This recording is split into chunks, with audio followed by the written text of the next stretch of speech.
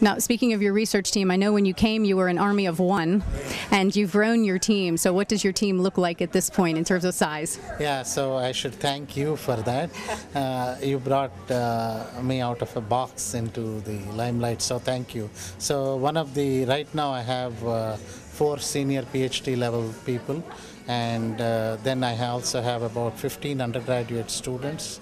And then there is number of collaborators that are doing. I have collaborators at USTA Beltsville, I have collaborators in the Philadelphia region, I have collaborators up in Toledo and several other universities. We are working with Auburn University, University of Central Florida. So the work is being done at several different places. So we are really excited. This is the best time to be involved. And fortunately, I had very good support from the administration at Penn State Harrisburg, and I'm deeply indebted to everyone over there. Well, I know recently you just had a groundbreaking, I do believe, right? So can you tell us about that? The groundbreaking ceremony was primarily for the greenhouse. It was again an effort that was led through ITN, Innovation Transfer Network, which is your organization.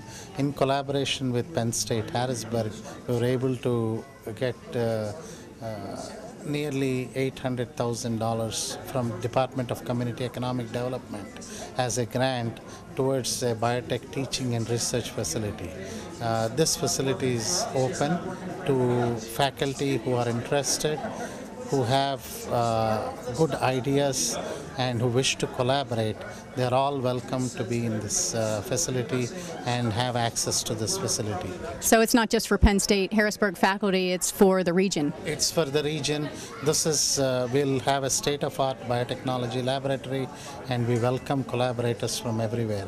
In fact, Malcolm Furman is really doing a wonderful job in trying to link us with so many people, and I really appreciate it. If not for that, we wouldn't have got this grant if I didn't know all the colleges around. There's so much of wealth around us within this 13 colleges that ITN has. We now expanded ourselves into Cheney University. We have expanded to other universities as well. Lincoln University, the Dean of Lincoln was over at our place not too long ago. So we're trying to make all these collaborations, pool up the resources.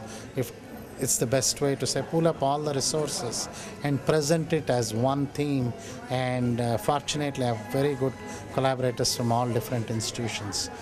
Now, I know you've worked with some investors, you've worked with Ben Franklin Technology Partners here in central Pennsylvania. Can you share a little bit about what Ben Franklin has done with you? Ben Franklin, in particular, Steve Brawley, has been very, very helpful.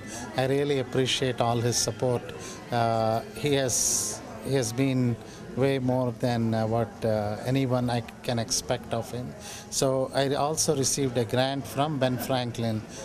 This was in collaboration with Ernst Conservation Seeds, and this was to work on a project to increase biomass to solve some of the dormancy issues in switchgrass. So Ben Franklin has been very helpful. Not only that, we have spun off a company, Kunj Biotech LLC, and Ben Franklin and with the support of ITN, we want to also grow this company locally here that can take the technologies from Penn State and do the commercialization aspect of it. It is only fun when we reach the end product, not halfway through in the labs, in the greenhouses, and end it. So Ben Franklin will play a key role, and I very much look forward to your support and Steve's support on that.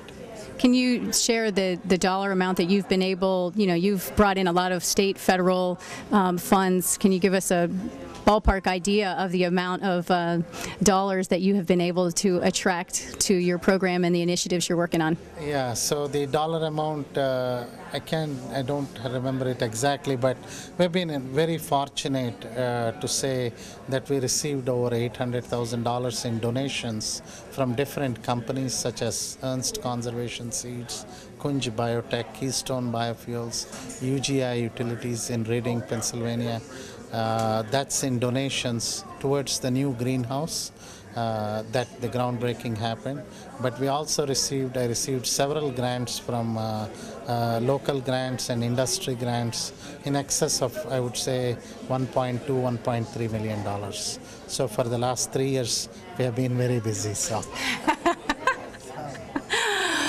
Now, there are a lot of faculty and students out there who are very interested in doing what you're doing, which is engaging with investors and engaging with corporate. So do you have 1 or 2 points of advice for the faculty out there at other schools who are looking to get off the ground and get started on how they can also, how do you get started connecting with these companies and getting the dialogue going? Yeah. Talk to Jennifer Hammaker, talk to Malcolm Furman. That's the key. That solves everything. That's absolutely really the key, is connecting with the faculty, and this is precisely why I love to interact with you and Malcolm. You bring all the faculty together. You provide different kinds of resources. Ben Franklin has so many resources. I use your office for the SBIR grants and those kind of things. So there's so much of resources available. Just come out of the box, think outside the barrel, and just... So it sounds like finding a one-stop shop where you can find funding, where you can network with other faculty, even if it's out of state. I know you come from Ohio, but if you're in Ohio, Maryland, or any other state, it's finding the economic development group, the hub or the front door to where is the funding and who has the connections to other faculty. Is there anything else? That's exactly right. One of the major things is finding that economic development group that wants to see the region grow further. And I found that here within you, within Malcolm, within Steve, so that was very helpful. So that's one thing. Then I think just to wait and not publish too quickly everything. That's something that's, and then just talk to there's so much, any technology that any one of us develop has a myriad of applications that we are not aware. So coming to one place like ITN or wherever the regions are. At Toledo we had the Regional Growth Partnership, RGP. So they had people who would assist. So try and go and talk to those areas, and then I think you can get very good ideas. Okay, great. That is Dr. Sairam from Penn State Harrisburg. Thank you. Thank you, Jennifer. Yeah.